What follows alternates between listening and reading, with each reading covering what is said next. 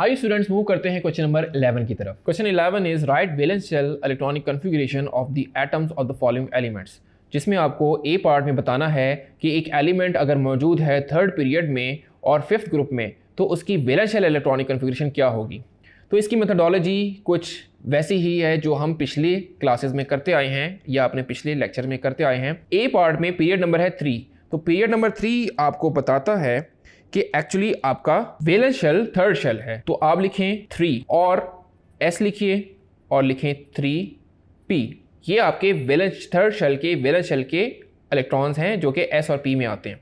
अब आपने electrons put करने हैं, क्योंकि ग्रुप नंबर है 5 तो आपको ये बताता है कि 5 इलेक्ट्रॉन हैं, तो 5 इलेक्ट्रॉन S में तो आते हैं 2 इलेक्ट्रॉन्स, बाकी बचे 3 वो आ जाएंगे P में। तो इस तरीके से आप valence shell electronic configuration elements की बता सकते हैं। आइए देखते हैं पार्ट नंबर बी को। Part number B is an element present in period 2 of group 6 से। पीरियड 2 का मतलब है कि सेकंड शेल, तो सेकंड शेल में 2 सब शेल होंगे, वैलेंस शेल में 2s और 2p। और जब आप इसमें देखेंगे क्योंकि 6 ग्रुप है तो 6 एलिमेंट्स होंगे, तो 6 इलेक्ट्रॉन्स होंगे।